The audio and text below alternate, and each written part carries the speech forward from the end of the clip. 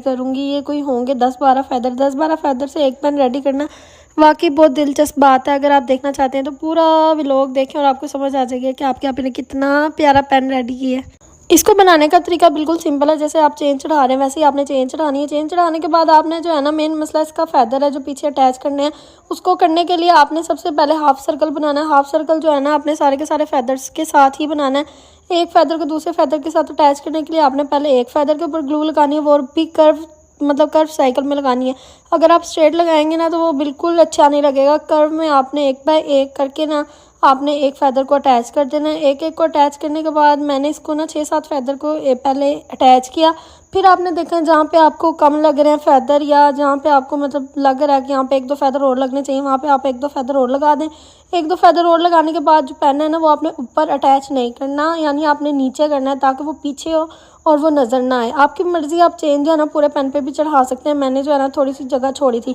इसके बाद आपने बुकरम का थोड़ा सा टुकड़ा ले लेना। उसके बाद आपने ये बीड्स लेने हैं, और ये बीड्स आपको मार्केट में किसी भी शॉप से इजीली मिल जाएंगे, क्योंकि ये बहुत ज़्यादा ट्रेंड पे चल रहे हैं और आजकल ये ग्लासेस के ऊपर भी बहुत ज़्यादा यूज़ हो रहे हैं। मैंने एक अच्छा सा ब्रोच बनाना है। अगर आपको बना बनाया ब्रोच मार्केट से मिलता है ना, तो वो भी लेके आप यूज़ कर सकते हैं। मार्केट में ऐसे बहुत से ब्रोच मतलब मिल जाते हैं जो रेडीमेड होते हैं, मगर मैंने इसको खुद बनाया क्योंकि मैंने पहले जो पेन का व्लॉग अपलोड किया था ना, उसके ऊपर भी मैंने खुद बनाया था। तो वो लड़की ने कहा था कि आप मुझे same as it is pen चाहिए, और आपको पता है same as it is ready करने के लिए आपको ब्रोच भी खुद बनाना पड़ेगा। इसके बाद भी मैंने दूसरी साइड पर भी इसके बीड्स अटैच किए। मैंने थोड़ा सा बड़ा ब्रोच बनाया ताकि वो ज़्यादा अच्छा लगे।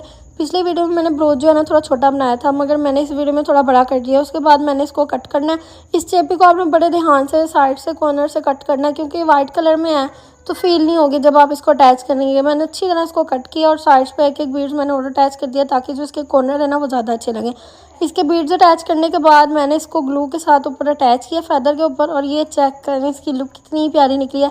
मेरी जो स्टूडेंट थी वो व्लॉग बना रही थी, वो कह रही थी आपने मुझे तो बहुत पसंद आया। मैंने कहा जी बहुत प्यारा लग रहा था, वाकई बहुत प्यारा लग रहा था, मगर ये थोड़ा सा एक्सपेंसिव। अगर आप भी जानते हैं क्यों ये एक्सपेंसिव है, दरअसल बात ये है कि इसके ऊपर एक फैदर नहीं, इसके ऊपर कितने फैदर यूज़ हुए हैं। आपको पता है एक फैदर वाला पेन इतना मतलब कि मार्केट में महंगा बेच रहे हैं। मैं तो कम रेट में सेल करती हूँ, मगर बहुत से लोग हैं जो एक फैदर वाला पेन भी इतना महंगा सेल कर रहे हैं। और इसके ऊपर तो आप खुद देखें कितने फैदर लगे, और एक हर फैदर जो है ना लार्ज साइज़ में। अल्लाह हाफिज़।